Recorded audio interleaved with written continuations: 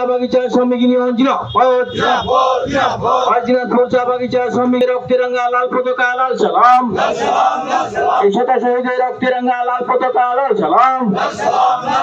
লাল ঝান্ডা, লাল ঝান্ডা। আমরা তোমায় ভুলিনি ভুলবো না, শহীদ বিজয় রায় আমরা তোমায় ভুলিনি ভুলবো না, শহীদ আমরা তোমায় ভুলিনি ভুলবো না, শহীদ আমরা তোমায় ভুলিনি ভুলবো না। বিজয় রায় রক্ত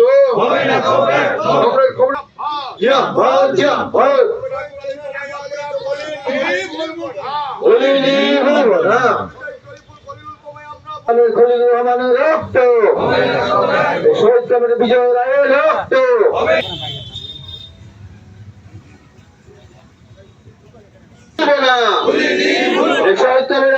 আমরা তোমায় ভুলিনি ভুলবো না,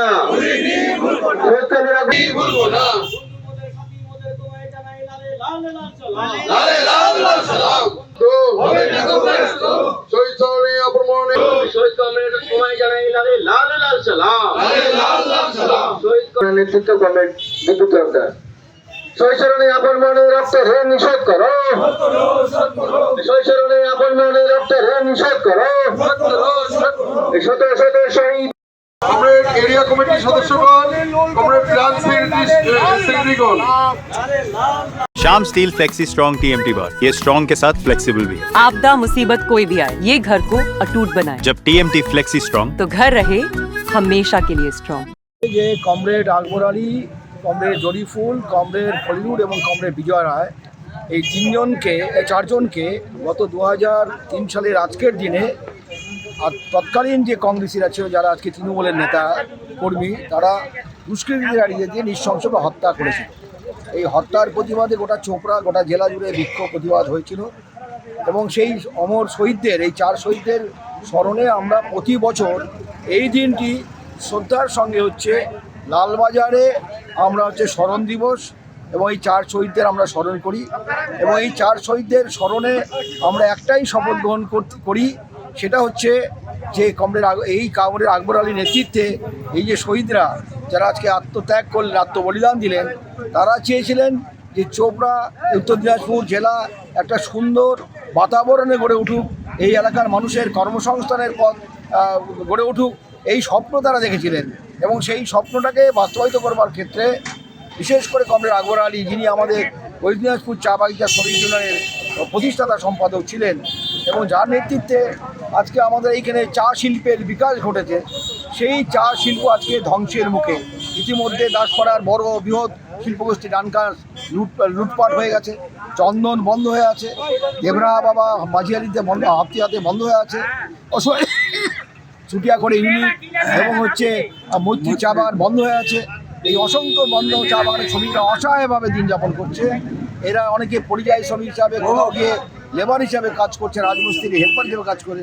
এই যে অসহায় অবস্থা, আমরা চাই যে চোপড়ার যে অতীতে বামফ্রন্টের আমলে যে চোপড়া একটা সমৃদ্ধশালী এলাকা হিসাবে গড়ে উঠেছিল, চা বাগানের প্রসারের ফলে এখানে অনেক অনুসারী শিল্প গড়ে উঠেছিল, হাট বাজার গঞ্জ একটা যে আনন্দের বাতাবরণ ছিল, সেই বাতাবরণটাকে ফিরিয়ে আনবার জন্য আমরা সবর্মন করতে চাই। পাশাপাশি আজকের দিনে যে ভয়ঙ্কর বিপদ আজকে মোদী সরকারের সামনে থেকে এসছে, যাকে তৃণমূলের মমতা ব্যানার্জি সরকার সমর্থন করছেন, সেটা হচ্ছে যে মানুষের যে বিভাজনের রাজনীতি, যে একটা ধর্ম এবং রাজনীতিকে এক করে মানুষকে ভাগ করার চেষ্টা হচ্ছে, এর বিরুদ্ধে আমরা লড়াইয়ে শ্রমিক শ্রেণীকে, সাধারণ মানুষকে এগিয়ে নিয়ে যেতে চাই। যে স্বপ্নটা কমরেড আমাদের আকবর আলী প্রমুখরা দেখেছিলেন, সেই পথে নিয়েই আমরা চলবো এবং সেই বার্তা। ये स्टाइल का मामला है, रूपा फ्रंटलाइन।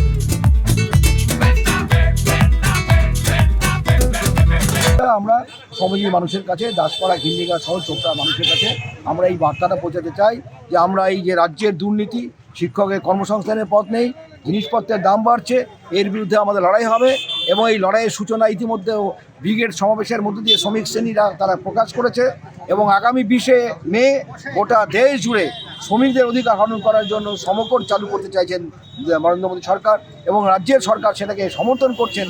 তার বিরুদ্ধে আমরা ঐক্যবদ্ধভাবে লড়াই করব। কারণ রাজ্যের সরকারের সঙ্গে দিল্লির সরকারের কোনো ফারাক নেই।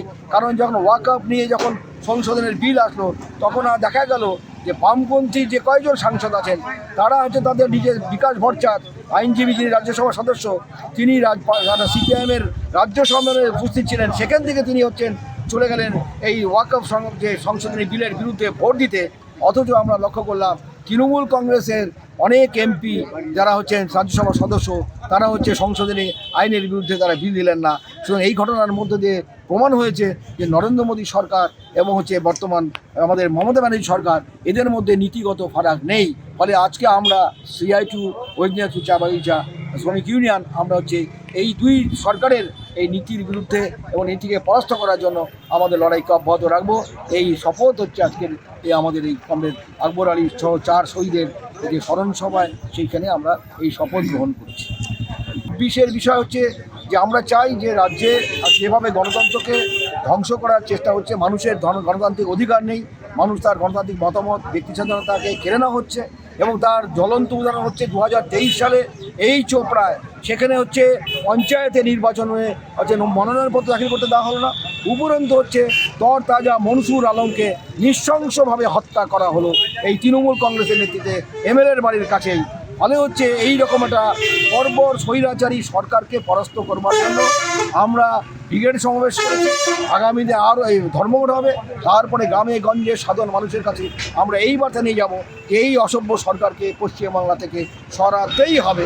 এই বার্তাই আমরা মানুষের কাছে নিয়ে যাবো এবং সেইভাবে আমাদের সর্বত্র প্রস্তুত হচ্ছে। সাধারণ মানুষরা, সাধারণ শ্রমিকরা তারা আমাদের কাছে আসছেন, আমাদের সঙ্গে যুক্ত হচ্ছেন এবং সেই আন্দোলন সংগ্রামকে পিছিয়ে দেওয়ার জন্য আজকে মমতা ব্যানার্জি দুর্নীতিকে তারা প্রশ্রয় দিচ্ছেন। শিক্ষক নিয়োগে দুর্নীতি হয়েছে, সেই দুর্নীতিকে কেন্দ্র করে তারা রাজ্য সরকারের কোটি কোটি টাকা তারা সুপ্রিম কোর্ট হাইকোর্টের জন্য তারা উকিলদের জন্য খরচ করেছে।